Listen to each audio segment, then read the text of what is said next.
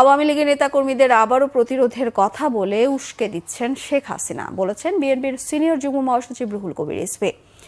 রাজধানীর নারিন্দা এলাকায় সাদেক হোসেন খোকা মাঠে আমরা বিএনপি পরিবার আয়োজিত চক্ষু সেবা ক্যাম্প উদ্বোধন করে তিনি কথা বলেন।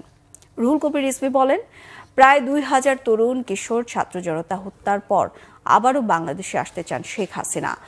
আওয়ামী লীগের প্রতিরোধ মানে বিরোধী মতকে ধ্বংসের পরিকল্পনা বলে মন্তব্য তার। বিএনপি নেতা ইঞ্জিনিয়ার ইশরাক হোসেন বলেছেন, স্বৈরাচারী দল আওয়ামী লীগকে আর বাংলাদেশে পুনর্বাসিত হতে দেয়া হবে না। বলেন, 2024 নির্বাচনের আগে বিএনপি নেতাকর্মীদের উপর নির্বিচারে গুলি চালিয়েছিল আওয়ামী লীগের পুলিশ বাহিনী। তখন অনেকেই চোখে গুলিবিদ্ধ হয়েছেন। একই সাথে 36 দিনের জুলাই আন্দোলনে অনেকে চোখ হারিয়ে ঠিকমতো চিকিৎসা নিতে পারছেন না। তাদের চিকিৎসায় ভারপ্রাপ্ত চেয়ারম্যান তারেক রহমানের নির্দেশনায় বিএনপি এই মেডিকেল সেবার আয়োজন করছে বলেও জানান ইঞ্জিনিয়ার ইশরাক হোসেন।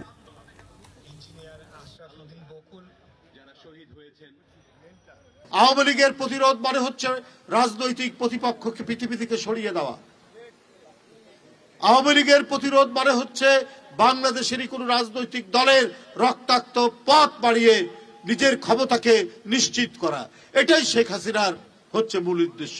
যদি প্রকৃত গণতান্ত্রিক নেতা হতেন শেখ হাসিনা, যদি সত্যিকার অর্থে মানবতাবোধ থাকতো, তাহলে নিজ দেশে মানুষকে ছেড়ে দিয়ে উনি পালিয়ে ভারতে আশ্রয় নিতেন না।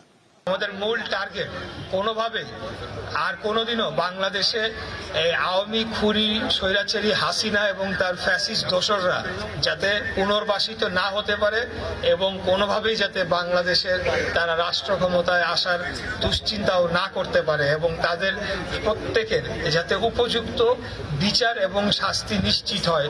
এই ধরনের গণহত্যা তারা চালিয়েছেন। তারা 36 দিনে 2,500 মানুষ ছাত্র জনতাকে তারা নির্বিচারে গুলি করে হত্যা করার আদেশ দিয়েছেন। এই গণহত্যার জন্য যাতে তাদের কঠোর বিচার এবং শাস্তি হয়, সেটির জন্য আমরা প্রয়োজনে আগামী দিনে আমরা সোচ্চার থাকব, আমরা আন্দোলন করব, আমরা কথা বলবো এবং আমরা প্রতিবাদ করে যাব যতদিন না তাদের বিচার ও শাস্তি নিশ্চিত হচ্ছে।